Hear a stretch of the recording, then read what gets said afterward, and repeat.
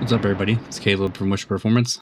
I just wanted to make a quick video / tutorial on the software side of the AuxJection system. So here we are in VCM Editor, and once you have purchased your kit, you will receive a tune file and an XDF file back in an email. The XDF file is for use in the user-defined parameters of VCM Editor. So to access that, you go to here in the Edit tab to user-defined parameters, which will then bring you to here, and you can open your definition file through this button. So this is what it looks like once you open your XDF file. This is the base parameter set for the AuxJection system. If you do highlight over each one, you'll notice down in the bottom here that there's a description for each parameter, and I tried to be as descriptive as possible, so just an FYI. I'm going to go a little bit out of order here just to help me explain some of these parameters as we go. The duration RPM versus map is where we're going to start. So what this is specifying the maximum DI injection duration before you start enabling the AuxJection system. So if we look at the data log here, you can see that our injection duration value here, as we're approaching, coming up, this is the AuxJection duty cycles, the yellow line here.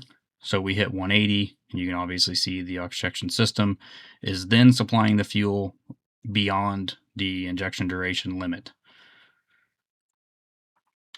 So now, if we have a value of 180 here, for example, we can come back up here to the injection duration offset, and it makes a little bit more sense explaining it this way. So if we had a value of 180 in the duration RPM versus map, and we have -10 here in the duration offset parameter, that means that 180 minus 10, so 170, that is when the AuxJection system will be running and starting to calculate fuel and deliver it if it sees fit.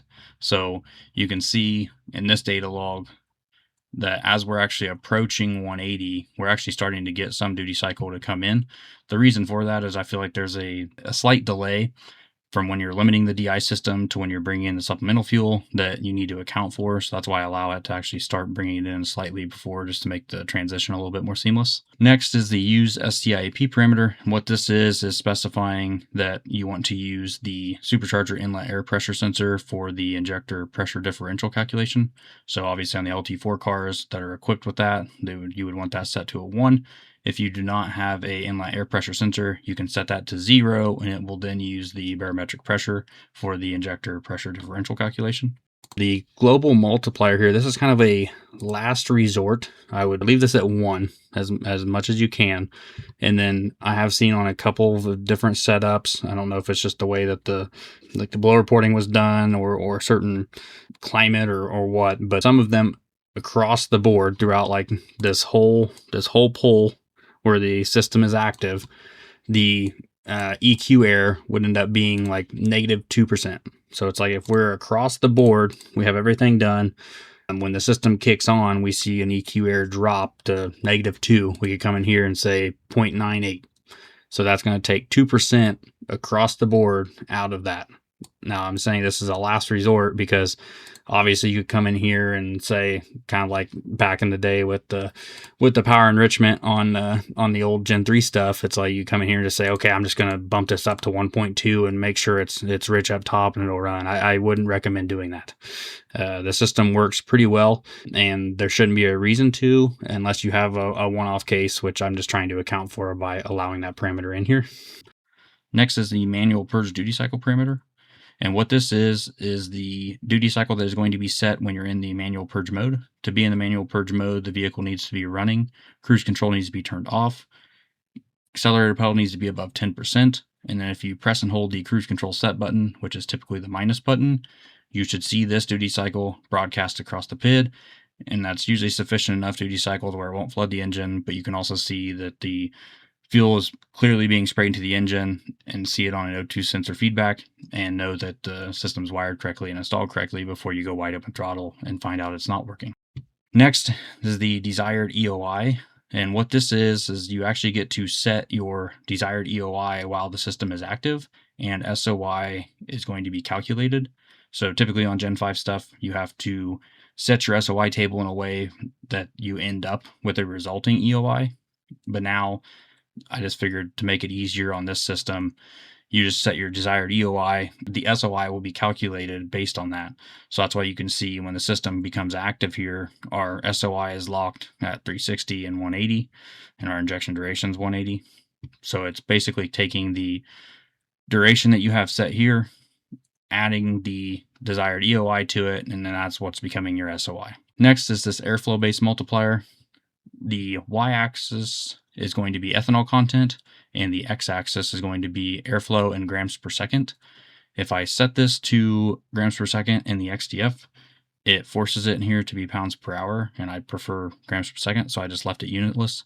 But if you do click up here in this blank space, you can actually scale this axis however you want. I scale it to 500 because I found above 500 grams a second, there should be no reason for any kind of pulse multiplication.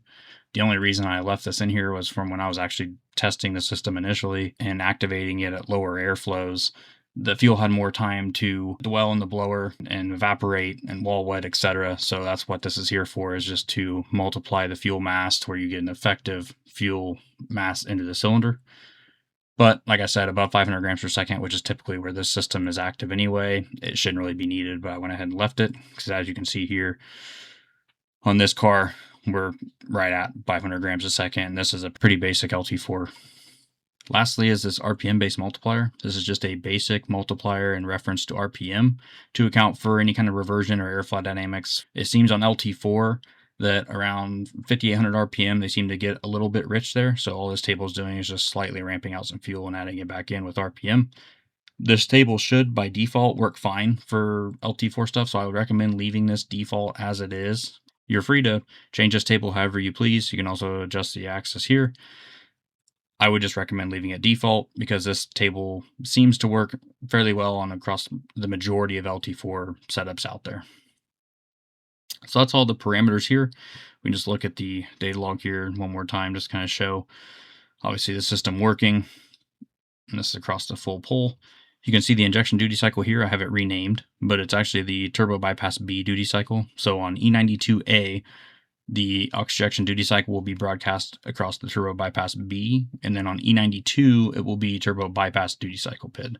Those were just two available PIDs, and clearly there was no turbo V8 applications that GM has had, so those were available and already defined in the scanner. So that's about it. The XDF here, if you're a shop and you're going to be tuning multiples of these, which I hope, then this XDF actually is used across all of the E92 variants. Since it's my own software that I made in ECU, I was able to define where I wanted these parameters to exist. So you can use this same XDF across all of your E92s, so that makes it a little bit easier. If you have any questions or concerns, reach out to sales@wisherperformance.com. I will be glad to help you out. Best of luck tuning the system, and thanks for watching.